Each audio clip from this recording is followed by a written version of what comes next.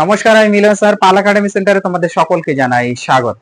আজকে তোমাদের সাথে আমি আলোচনা করব, তোমরা যদি একটু খেয়াল করো তাহলে দেখতে পাবে আরআরবি এনটিপিসি 2025-এ তোমাদের 14ই আগস্টের ফার্স্ট শিফটের যে কোশ্চেনগুলি আমার হাতে এসেছে তার প্রত্যেকটি কোশ্চেন নিয়ে আজকের এই ক্লাসটিতে তোমাদের সাথে আমি আলোচনা করতে চলেছি।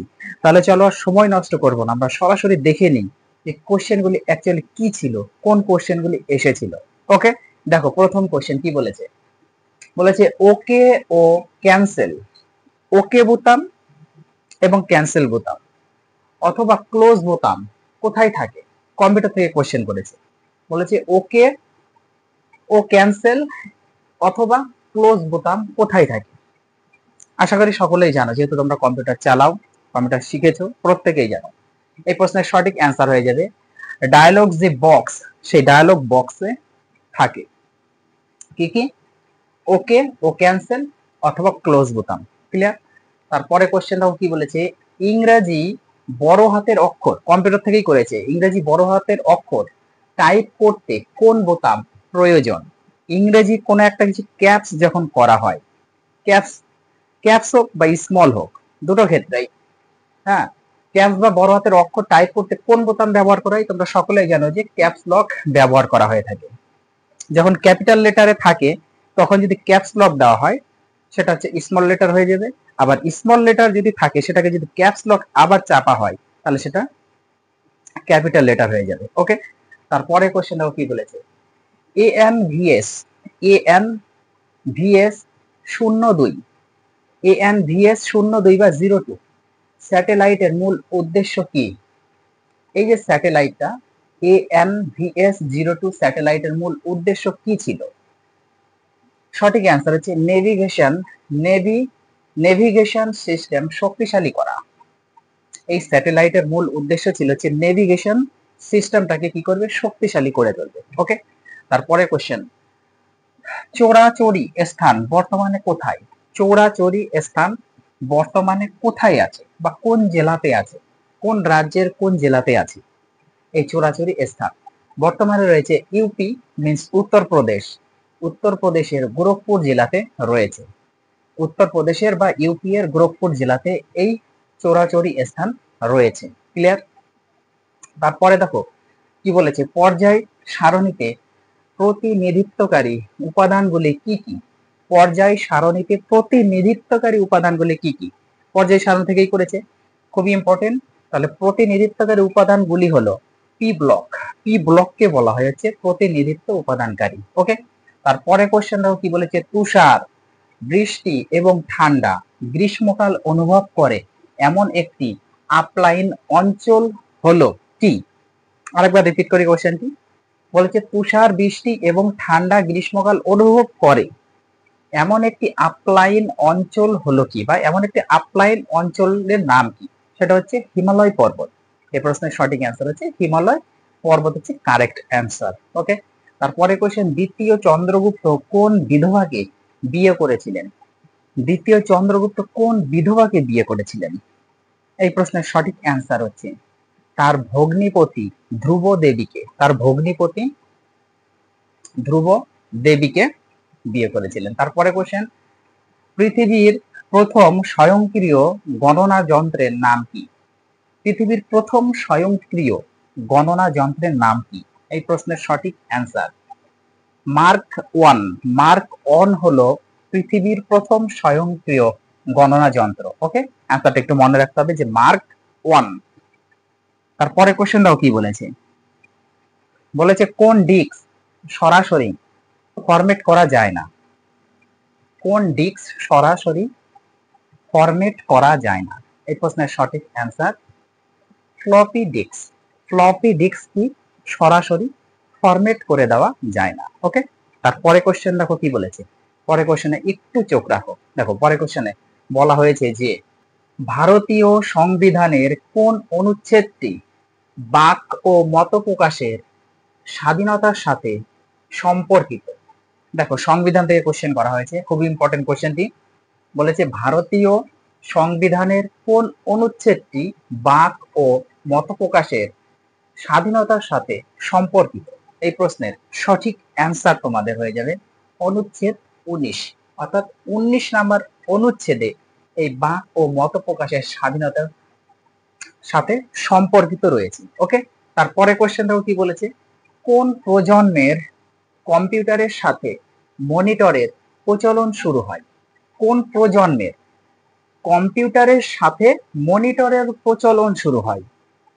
এটা আজকে আমাদের জানতে হবে, তাই না?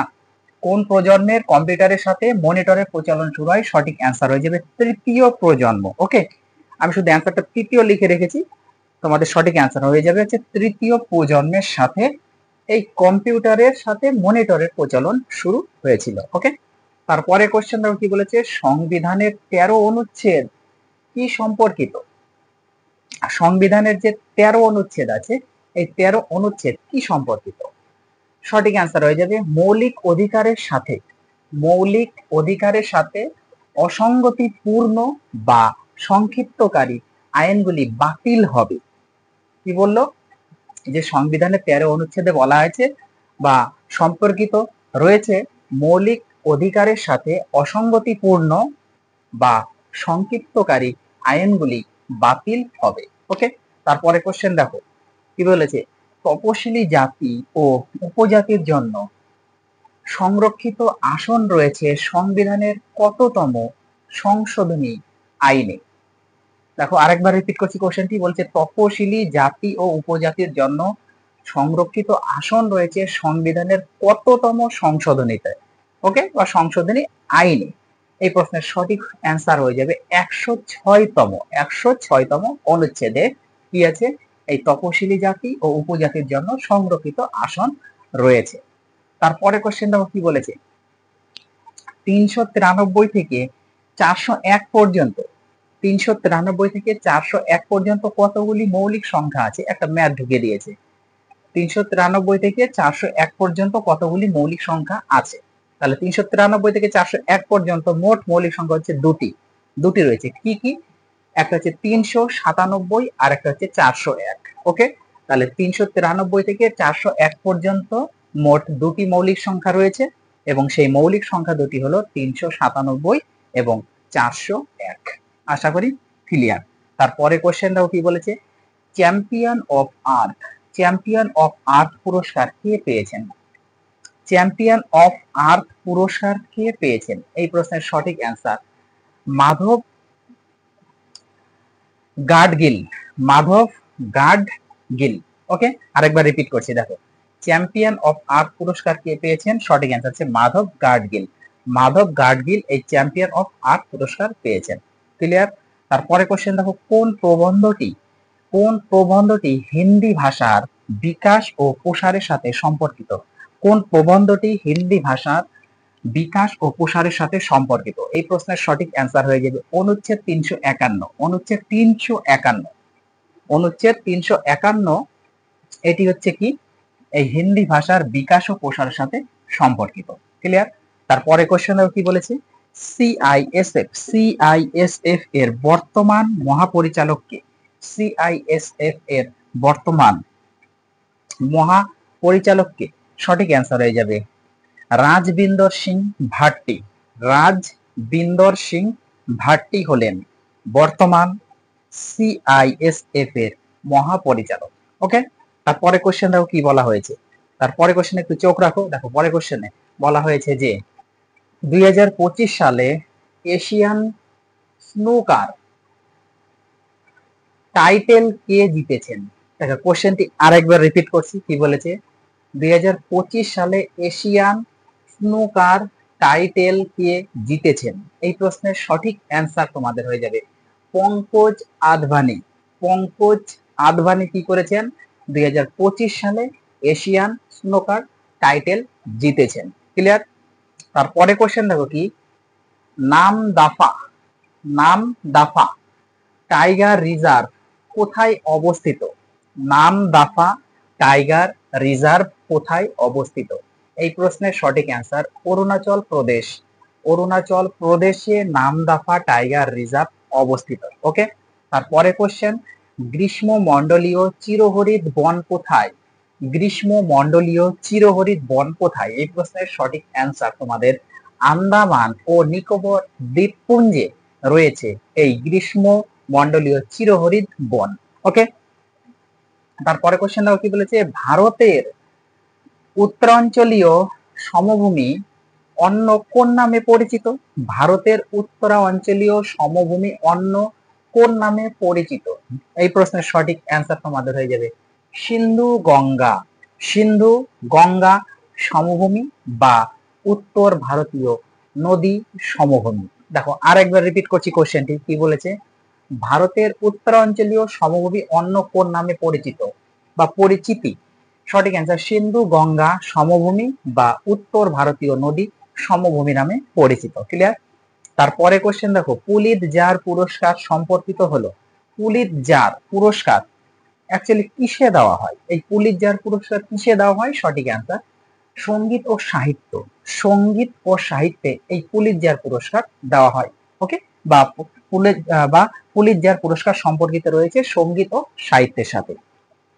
ক্লিয়ার? তারপরে কোশ্চেন দেখো, গ্রামীণ এলাকার মানুষকে দক্ষতা প্রশিক্ষণ দিয়ে কর্মসংস্থান প্রদানকারী প্রধান প্রকল্প হলো।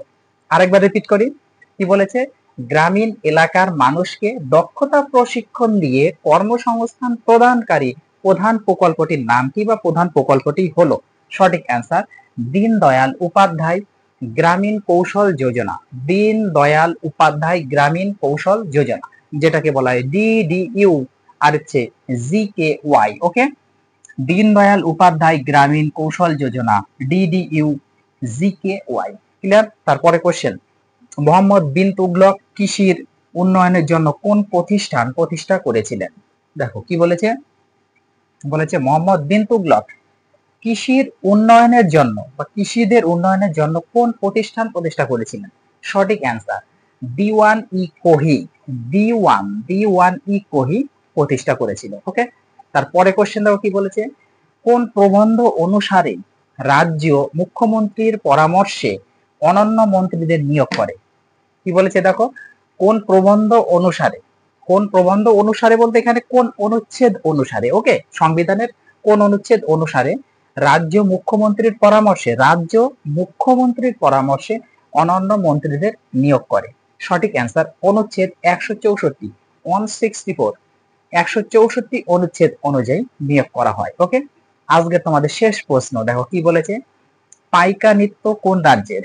পাইকা নৃত্য কোন রাজ্যের? এই প্রশ্নের সঠিক অ্যান্সার হচ্ছে ওড়িশা ও ঝাড়খণ্ড রাজ্য।